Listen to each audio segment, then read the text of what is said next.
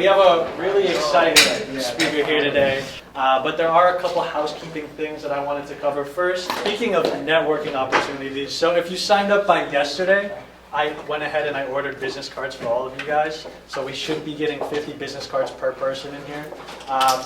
And what I want to use that for is we have the BOMA SIP Support and Socialize event on the 25th. It's going to be right after our meeting here, so if you guys need a ride to that, I can take you. You can carpool with us. It's completely free for us. Without us, it's 75 bucks. So that's our first real opportunity to go ahead and socialize, network with these vendors, these asset managers, property managers. I hope to see all of you there. If you are interested, after the meeting, just talk to Mario here. All we need is your name. So we'll go ahead and do that. We also have the ICSC Palm Springs event. They're giving 2 more scholarships away. We have 2 people signed up. It's $400 per person. So they're giving you $400 just to show up. So I highly suggest just going there, seeing what it's about, going ahead and networking as well. I believe you put on like a nice suit or a dress, and you go and you socialize, you network with them again. As I was talking with Ashley about earlier, a lot of real estate is just who you know and networking. So these are the perfect opportunities. And we also have a lunch for that on the 26th, Friday. It's at 1 p.m. We have 8 to 10 spots open. Some people flew in from New York just to have a lunch with us in Irvine. They're paying for it, so for that as well, if you were interested, just talk to Mario. We can get you guys after the meeting all squared away. Again, all we need is your just name for that, so another great opportunity. And if you just go to that lunch, you don't also have to go to the ICSC scholarship event as well. So you definitely just come out to the lunch and just rub shoulders with these people. So those are our great opportunities we have coming up in the next week or so. And today, we have a very exciting meeting with Ashley Romiti, Perch Wealth. She's been absolutely killing in real estate for the over 10 years. She started at Marcus and Millichap, and now she's doing her own thing with 1031. So without further ado, ladies and gentlemen, let's give a warm welcome to Ashley Romiti. Thank you.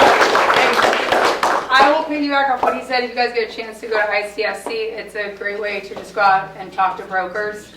They also have a lot of sponsors that go there, so you can meet people in different industries. So I usually have a little presentation I do, but I want to leave it a little bit more open for you guys because I know a lot of you are new to real estate, probably trying to figure out where you want to go.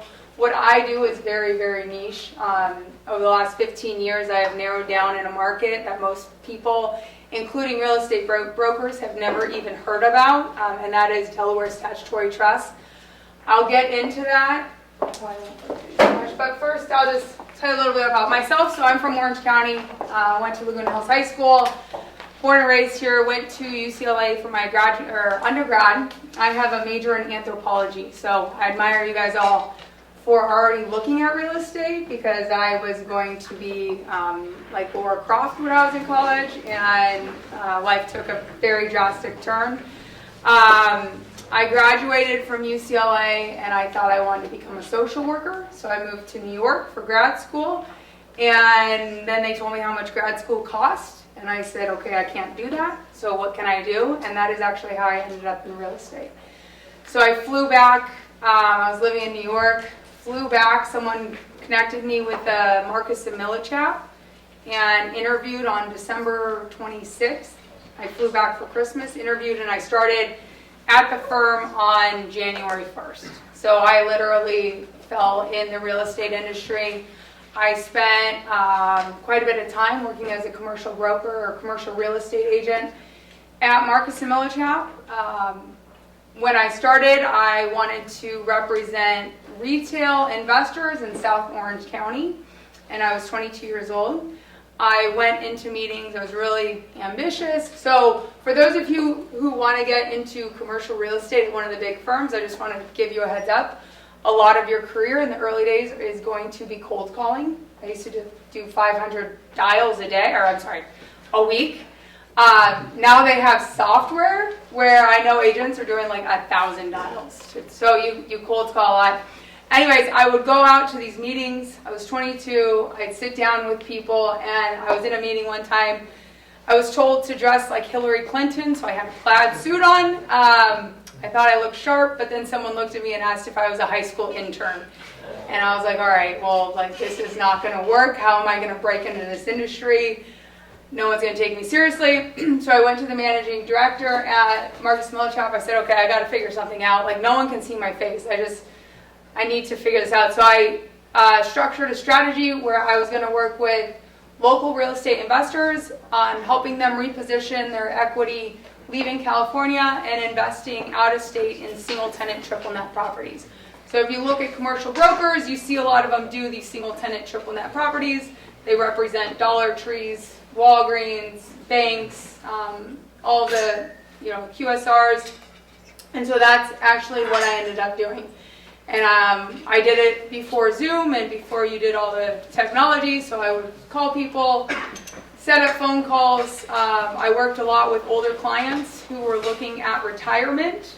So I would send them a package. I'd print out a package. I'd mail it to them. I'd call them. I'd go through the proposal. Be like, all right, let's look at page 1. And I would price properties. And that's what I did for a while. And so that's how I ended up working in commercial real estate. I ended up working with this population of seniors or aging investors who were looking to get out of the day-to-day active management, getting phone calls from tenants, having to deal with maintenance. And so through the years, I have narrowed down what I do to a very specific industry called Delaware Statutory Trust. So what I do on a day-to-day is I help real estate investors transition from active management to passive real estate through investing in Delaware Statutory Trusts. And we do that through what's called a 1031 exchange. Does anyone know what a 1031 exchange is? If I ask you to explain it, could you? I want to say it's something like when you sell a house, you don't have to pay tax on realized gains. By putting it to another property, you roll it over. Exactly, yeah. So 1030, I am in securities, so there is a lot of legal disclaimers that I have to share, so I'm going to share them with you guys anyways. Real estate is not guaranteed. Current or past performance is not indicative of future results. When you go into real estate, you do want to share this with clients because real estate is never guaranteed. So we can move on to 1031 exchange. Last slide. So 1031 exchange is a tax code, whereas real estate investors across the country use it. It is only within the United States where you can buy and sell real estate investment properties, deferring your taxes. So I own a 2-unit apartment building in Buena Park, and I want to go buy a 4-unit apartment building in Huntington Beach. When I can sell that property and do what's called the 1031 exchange, and I can go buy that next property all while deferring my capital gains. The reason that you want to do that, if you want to jump one more, the reason you want to do that is real estate, when you sell real estate, there are a lot of taxes that you might owe. The clients that I work with, most of them have owned their property for over 30 years, 20, 30 years. They bought it $200,000, $300,000. They're selling it for $2 to $3 million. Well, when you sell it, there's a lot of taxes. Number one, you pay capital gains tax. So you have state and federal. Here in California, we have the highest state capital gains in the country. So if you're in the highest tax bracket in California and you sell your real estate, you can expect to pay 33% just in capital gains tax. So that's on the gain of the property. There's also net investment income tax. That's if you make a certain amount, you pay another 3.8%, and depreciation recapture. So when you own real estate, you get tax benefits. Well, all those benefits you got through your hold period, the government wants that back. So when you sell the property, you're going to pay some of that back too. So needless to say, most people in California don't want to sell property and just hand off 40% of the equity that they've built. So they use a 1031 exchange to kind of navigate this. They can, go from 2 units. A lot of you, if you go into residential, you'll work with like first-time investors. They're going to buy a single family, and maybe in a few years they're going to go and buy a duplex. And you can keep using this strategy and build a portfolio. On the reverse side, which is where I work with investors, is what do you do when you want to retire? How do you get out of the 1031, the active management? But if you can go to the next slide, I'll show real quick. Go back one. This is just a sample so you guys can understand when you own real estate, if you don't do a 1031 exchange, you can just see there's a lot of taxes. That's what you have to understand. If you sell a $2 million property, you could, or I'm sorry, 1.8 million. In this scenario, you can walk away with 1.1 through a 1031 exchange. You don't pay those taxes.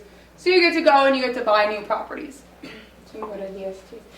That's the general of a 1031 exchange. There's a lot of rules and restrictions within the exchange. I don't think that the details are that important. What's important to understand is that there's a strategy where you can buy and sell. So where I work with investors, Delaware Statutory Trust, so a DST is actually security.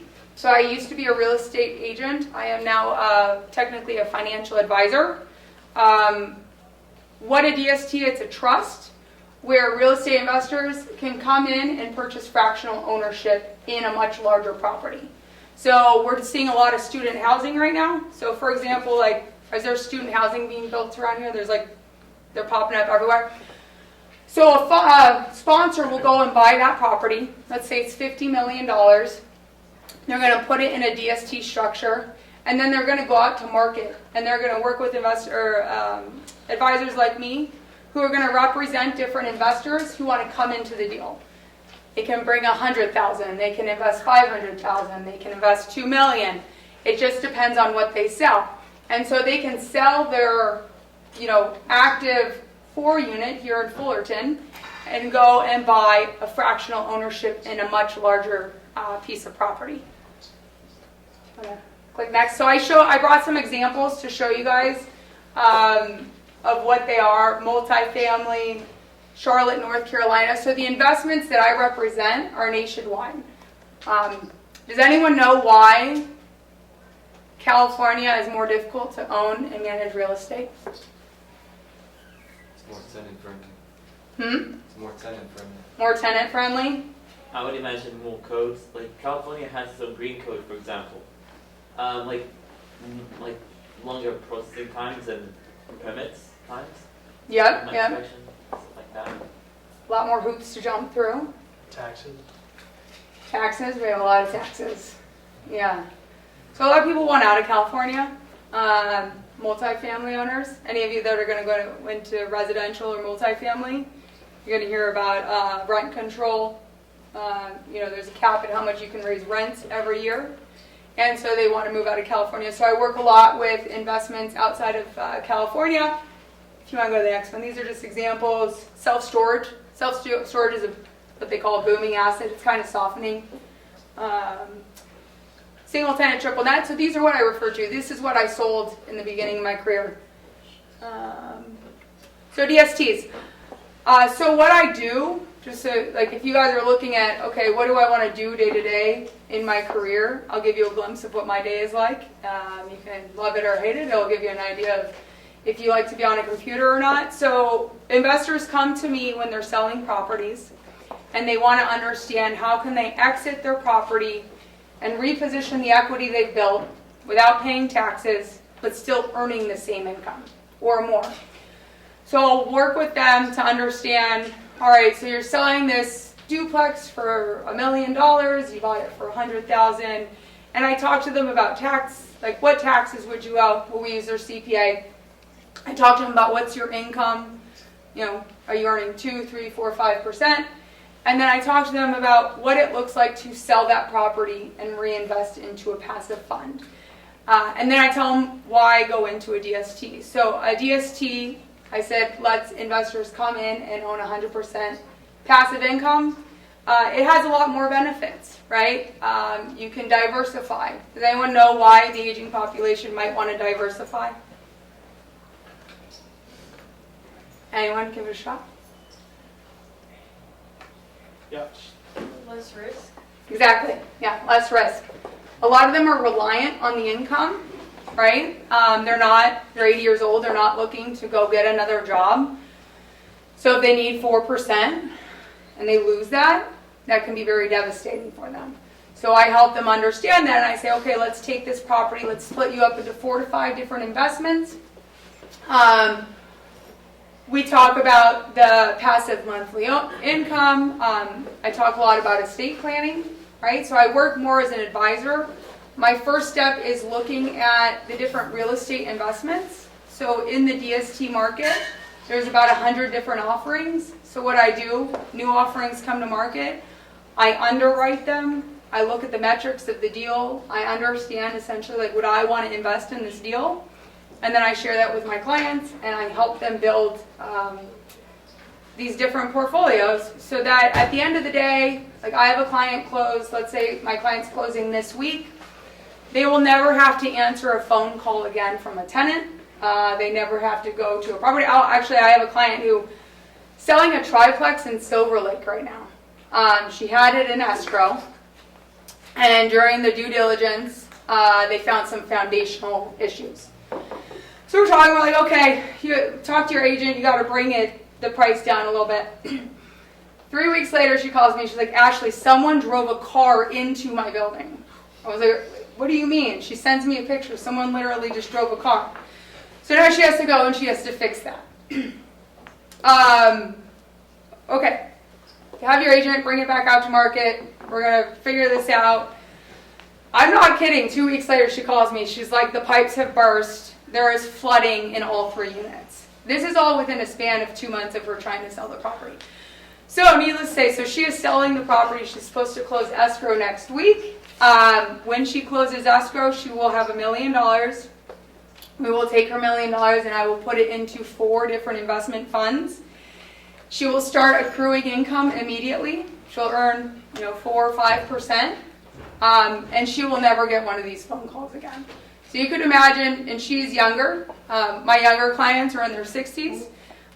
You can imagine the older clients who are in their 80s and yes, in their 90s, that they really want this solution. And yeah, so that's what I do on a daily basis. I'd love to answer questions from you guys if you have any.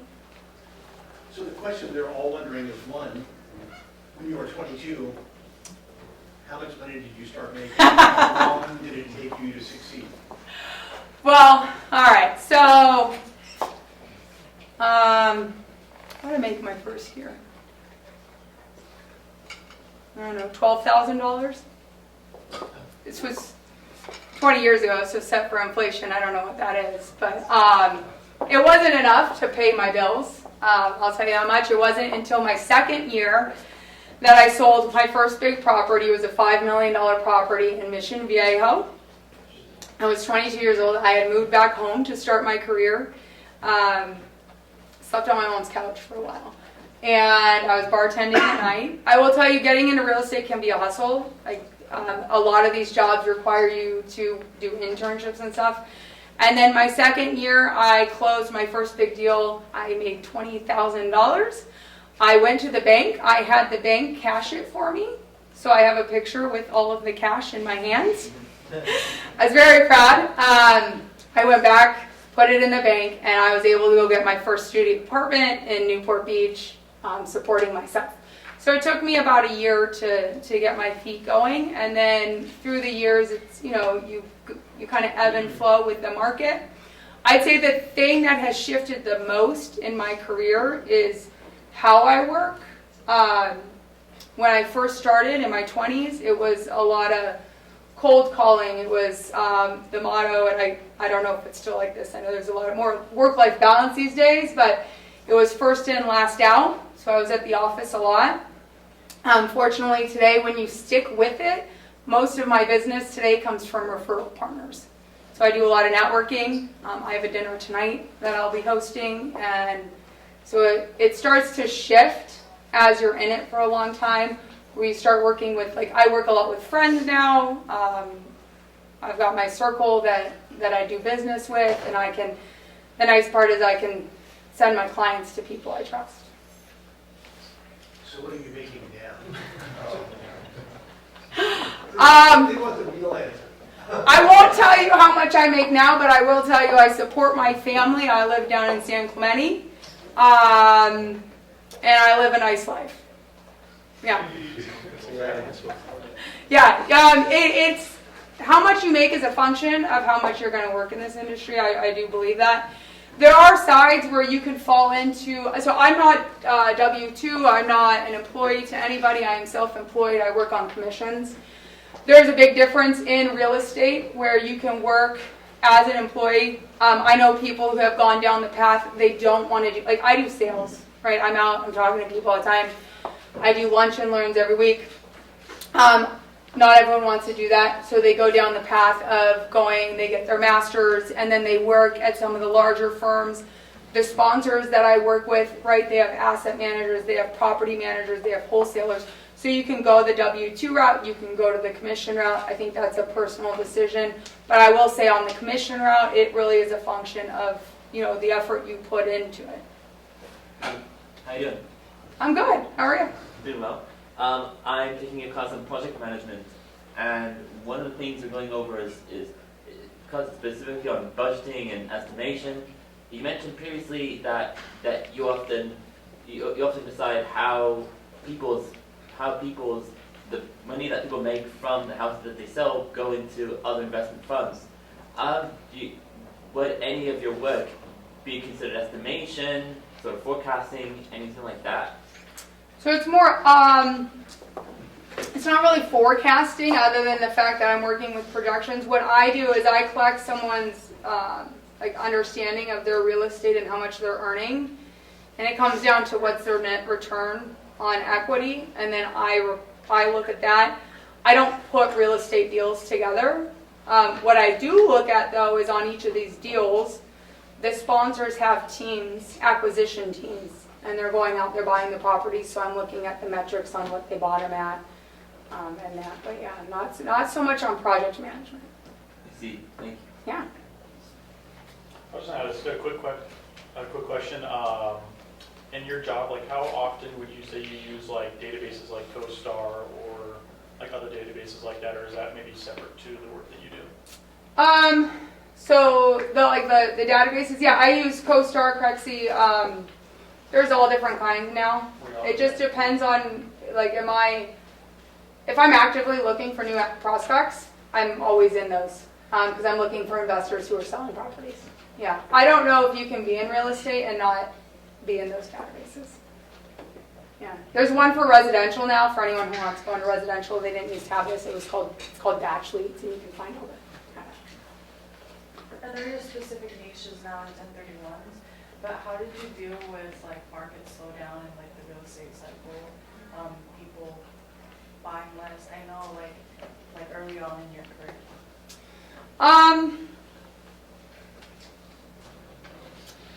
I can't say I've had COVID. In the beginning of COVID was probably one of the toughest times. I made a major shift in my career. That's when I went into DSTs, and so it slowed down for me.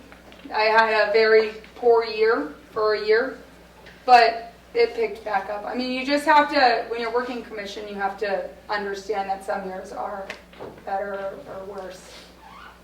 Yeah, thankfully, I don't think we're going to have a 2008, 2009 kind of situation. So a 1031 is like for like-kind exchanges, right? So it Yeah. has to be a similar property. I can have two questions related to that. Sure. Where does that line draw? Like, where does it not become a like-kind property?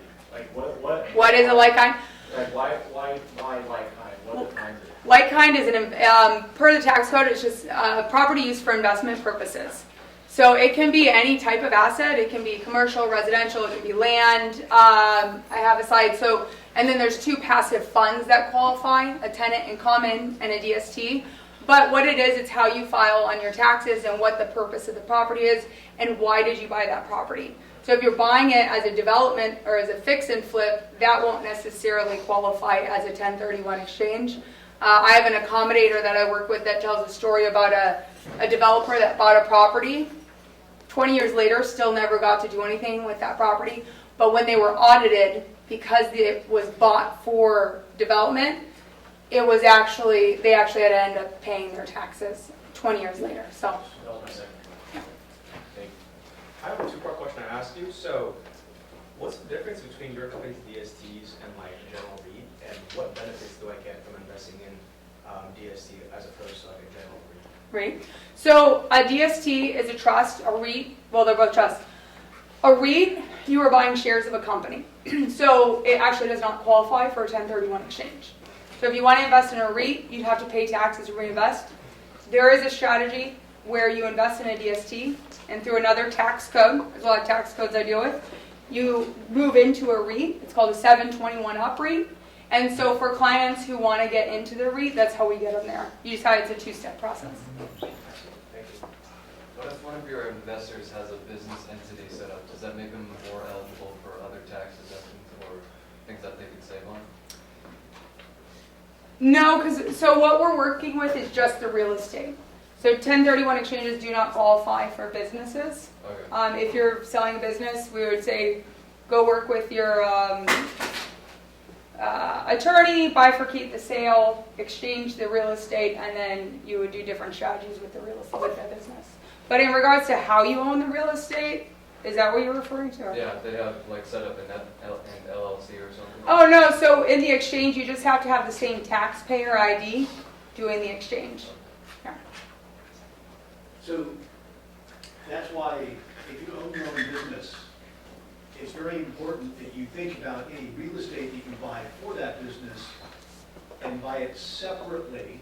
Otherwise, you have to bifurcate it. If you sell it, and that becomes a whole other tax issue. So if you keep the real estate separate, you have a lot more flexibility, even if you own a business and the business is using that real estate 100%. Yeah, you always want to do that. I had a question really Yeah. quick. What was the time frame on the 1031s in California in terms of like locating the property and then closing on the property? Yeah, so 1031 is a federal tax code, so it's going to be the same across the country. If I close on a property today, I have 45 days to identify a next property, and then I have another 135 days to actually close on it. 1031 exchanges, if you go into real estate, they're very tight timelines. Yeah, you have to buy. It's pretty quick.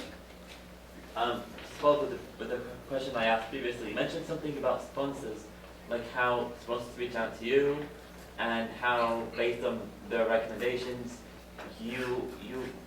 the investments go into their business or their ventures.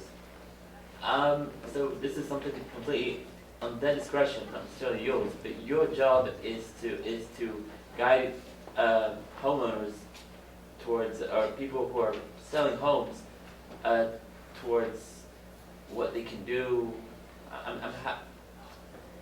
I'm just clarifying what you said. Yeah, so I'll take a step back. So I only work with investors, not homeowners. I just want to clarify homeowners. Primary residences, vacation homes, they don't qualify for the exchange. What I do is DSTs there's 90 out there at a time. It's not like the open market when you go on to Crexi and CoStar, there's not thousands available. There's only a limited number. They are put together by what are called sponsors. So the sponsors are the firms that go out, they buy the real estate, they put it in this trust structure, and then they come to the market and they work. So I'm essentially a DST broker. So I look at all the different investments available, and then I work with clients saying, okay, what are the best investments? Why are they the best investments? Why do they fit in your portfolio? Yeah. Thank Yeah. If you think about what she just said, she's taking a developer or somebody that's putting this structure together, and she's going out and finding the financing for this through investors that are independent. And she's just the middleman making all the tax code work. Yeah. Thank you. What's the risk of investing into the DST? Like, is there I'm kind of comparing it to like bonds. Is there like a rating for those 90, like worth some or less? No rating. So there's a few risks. Number one, the sponsor. At the end of the day, you were investing with a sponsor. You were trusting them with your money. So you need to vet them. There is no way to do that other than digging in, understanding who they are. There's risk. It's real estate. So what you're doing is you're buying fractional ownership in the real estate. If rents come down, your income could come down. If expenses go up, your income could go down.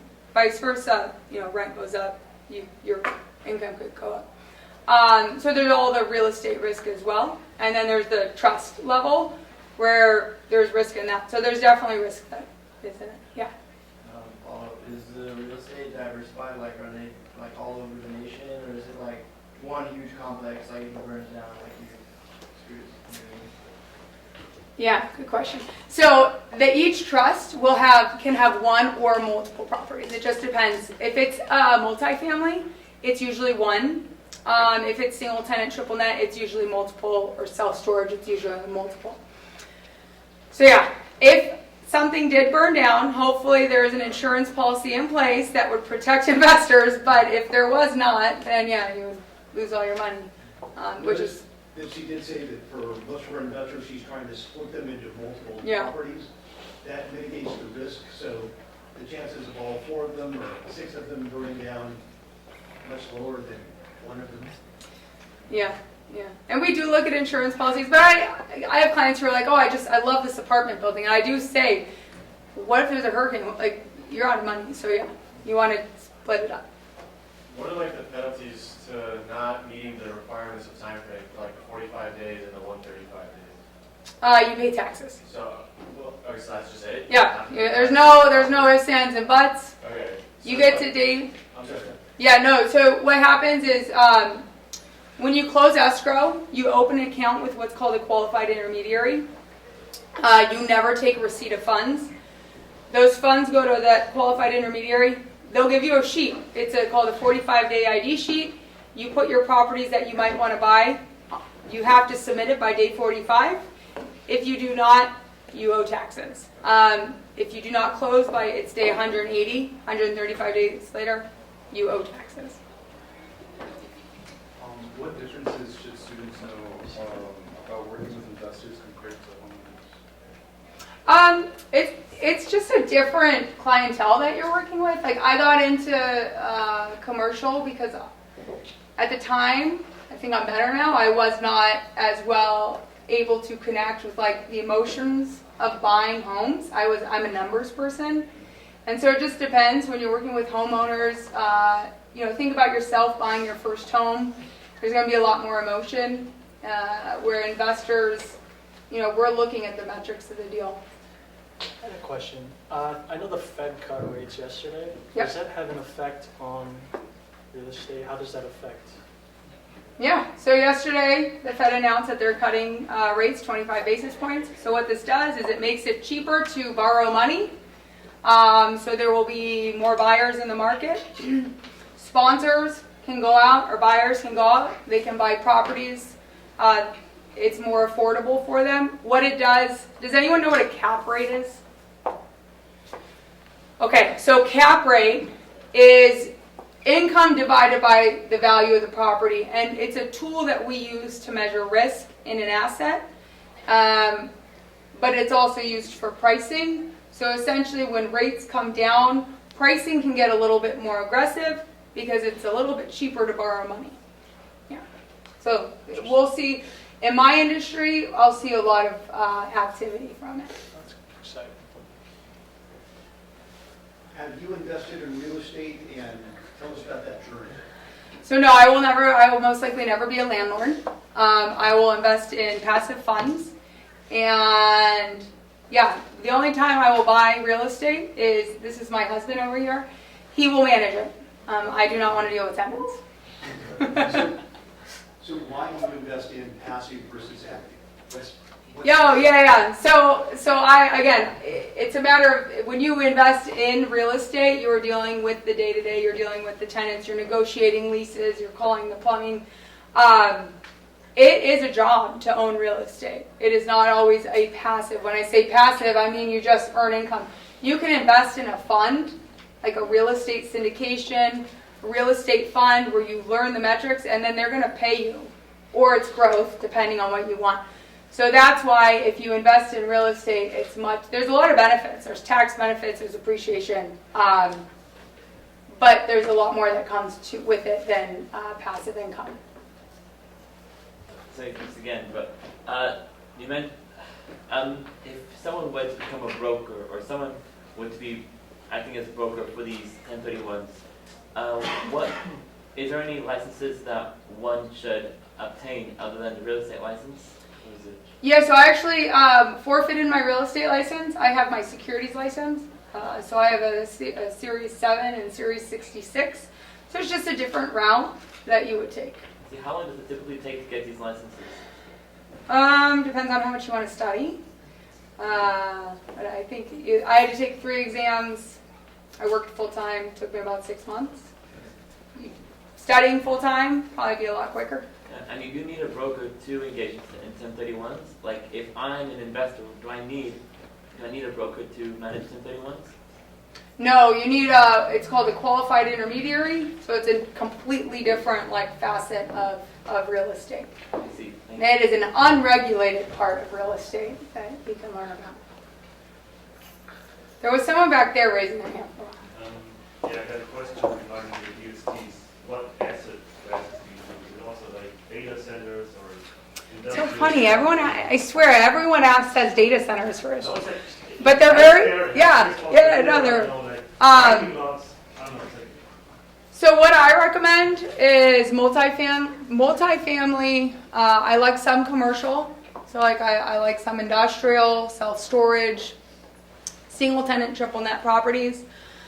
In my industry, I also work in mineral and oil rights. It's a very unique part where you can be an investor in the subsurface terrain of the Permian Basin. It's a whole other conversation if you guys want to learn about it. So I recommend that. And then what else is available are medical facilities, senior housing, student housing. Those aren't my top recommendations today, but they are available. Yeah. So you can get I'm into just saying that if you want to diversify, like, yeah. even bigger than just commercial and residential. Yeah, that's the main, because in DSTs there's a lot of restrictions.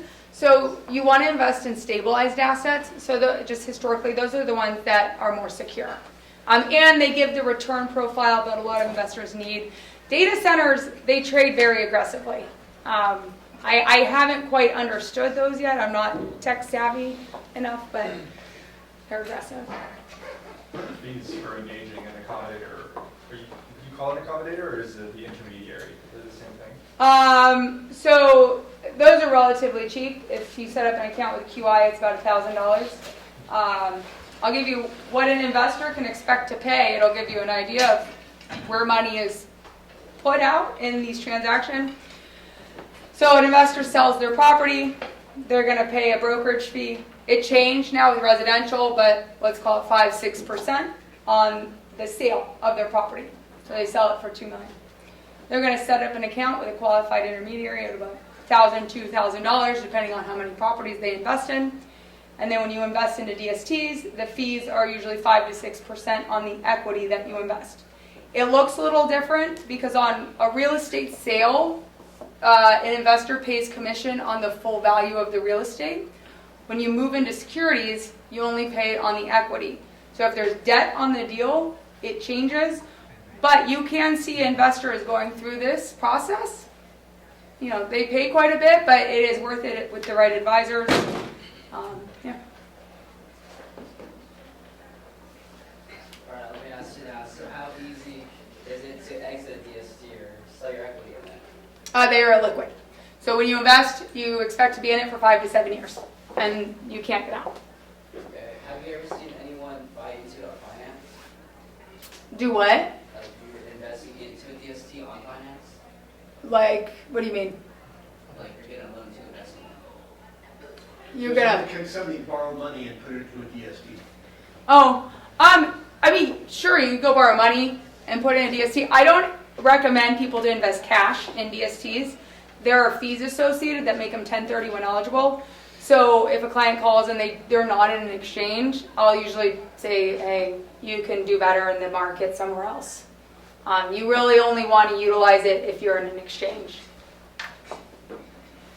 You mentioned data centers trade aggressively. What do you mean by that? What was that? You mentioned data centers trade aggressively. What do you mean by that? So I talked a little bit about cap rates. So when you price a property, like I'll give you McDonald's, for example, they're a real estate company. They are not a fast food chain. So when we price them, they're priced at like a 4 cap. What that means is you're going to earn, if you were to buy it all cash, you're going to earn 4% on your money. So if it's $1 million, you're going to earn $40,000 a year. Data centers are, you buy a 6 cap, you can expect $60,000 a year. Data centers have those aggressive cap rates in place. So I don't know what do you know what they trade at? I want to say they're like 4 or 3, they're pretty low. They're pricey. I had a question about the tax benefits. Besides like the 1031 like exchange part, what are kind of like the other tax like benefits there are for DSTs? So who is familiar with depreciation? Cool, a few of you. So when you buy real estate, one of the major benefits is depreciation, whereas you buy it for $1 million, you buy a property for $1 million, you get a depreciation schedule, which means every year you get deductions. Essentially, it's accounting for the wear and tear of the property. When you sell that property, that basis, so let's say you've owned it for 10 years, your depreciation schedule has gone down, but essentially that benefit is going to carry forward in your exchange, including in a DST. So you can continue to depreciate it. That helps shelter some of your income.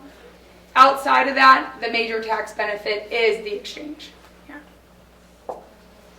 So tell us a little bit about your investors. They're older, retiring, and they're basically living off of the income of that. Most of the people in this room, in some aspect, are thinking, how do I build my own wealth? Yep. So can you sort of tell us how those people, these wealthy people that you're now advising to do this, how they built that, and then Yeah. what income they can expect? And then what was the second part? What kind of income? Yeah. Yeah, I mean, so how do they build it? So I do work with a lot of out-of-state investors. I'd say it's a little bit harder to get in the market here in California because the condos are pretty expensive. But most of them, they start pretty simple. They buy their first single family and they rent it out, and then they just build it over the years. Some of them have a business. Someone asks about a business, and then they buy the building for their business. And then what you can do, you take out a loan to buy the property. You continue to pay that loan, and you build equity in one property, and then you refinance it, and then you go buy another property. So that's how most of them have built their wealth, is just by using leverage to continue to buy more real estate assets. Yeah. Some inherit, but we can't predict that one. And real quick, and then you said returns. Yeah. So returns on DSTs are 4 to 6%, really 4 to 5%, based on your equity. So you put in $1 million, you will get $45,000 to $50,000 a year. It seems low. Everyone says, "Why would I do that? I can go invest in a bond and I can earn the same amount." And again, it's because I'm going to save you on taxes. That's the only reason. Not the only. The other thing is that over time, those real estate assets have a chance to appreciate. Yes. That bond never has a chance to appreciate. Yes. So you're always going to be behind the inflation then, where on these have a much more stable upside long term. Very true. Everyone argues with me. I'm like, listen, you want appreciation. We need to keep up with the market. You'll see on marketing materials like a hedge against inflation. You want that. You need your property to appreciate. So at the end of the 5 to 7 years that you're in the DSC, what happens to that investment vehicle? So the sponsor, so the company that put it all together, they're going to look at the market and they're going to be like, hey, it's a great time to sell, or they got an unsolicited offer. They will go and they'll tell all the investors we were planning on selling the property. When the property sells, their equity will they'll go back to a qualified intermediary and they'll just do another 1031 exchange. Or they can cash out and pay taxes. And the cool part is too, you can go into a DST and then say, oh, I don't like it. You can go back into real estate, or you can use it as a backup. Like, hey, I'm going to invest here. Like, I have clients right now who just can't find real estate, and so like, I'm going to park it for 5 years, and then I'm going to go back into the market. So remember that when you have a large equity block that you haven't paid capital gains on and you depreciated it, you sell it and you have $1 million of equity, you have a choice. I can put $1 million into a DST or I could end up with $600,000. And you're paying $400,000 to the government.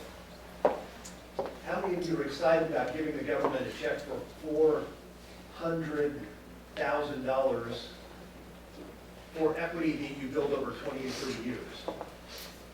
So it's much more exciting to say, oh, let me take this $1 million, $150,000, because if I only have $600,000, suddenly I've got to get a 10% return to earn the same $50,000, or an 8% return, which is now much harder to do.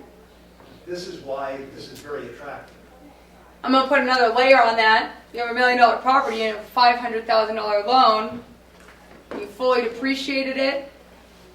Well, now not only are you going to pay $400,000 in taxes, you're going to pay $500,000 because you got to pay your loan. So you're going to walk away with $100,000. So it diminishes quite a bit if you don't realize that excess. I actually have a family who is selling their cranberry farms in Oregon, and they put all of their money into these cranberry farms. And we ran this scenario, and if they sell it and they cash out, they walk away with nothing. They actually owe money. So I'm helping them figure out how can we get them to retirement. Yeah.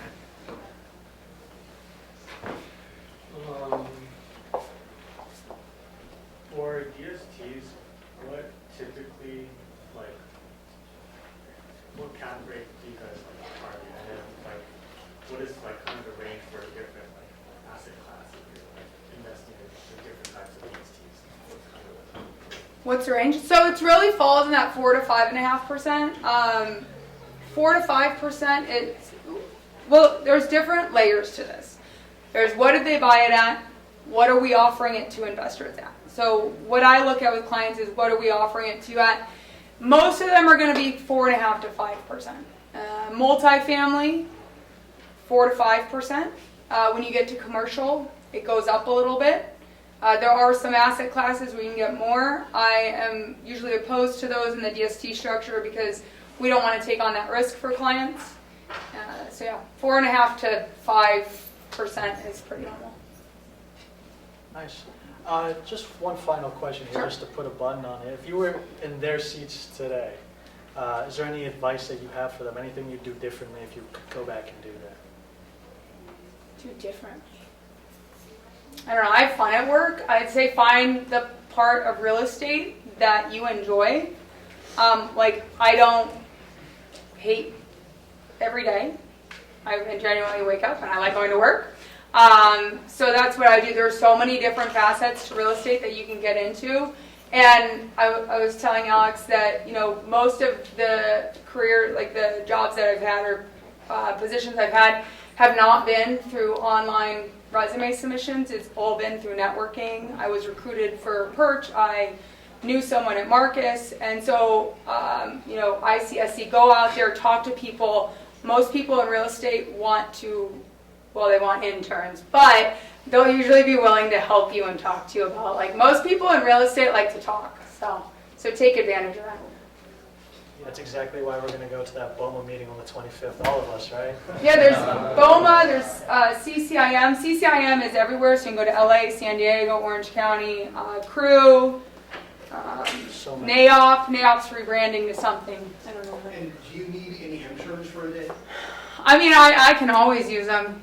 Yeah. And if anybody wanted to shadow you for a day, Yeah. you'd be willing to let Yeah, if you guys want to learn about what I do, you have to want to work with older people. Just throwing it out there. Which means I speak slower. Like I explain a lot. I work a lot with clients who aren't your savvy real estate investors who are like trading deals all day long. So I do a lot of explaining. But I absolutely love it.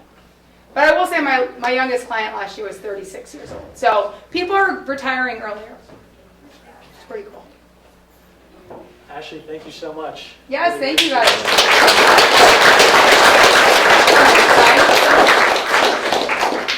So yeah, guys, we learned a lot today. If you want to talk to her after, please, now's your time. I just a little refresher, I got you all your business cards if you applied by yesterday.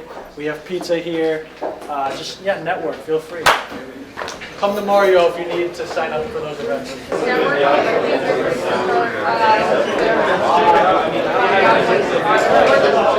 think it's like a professional.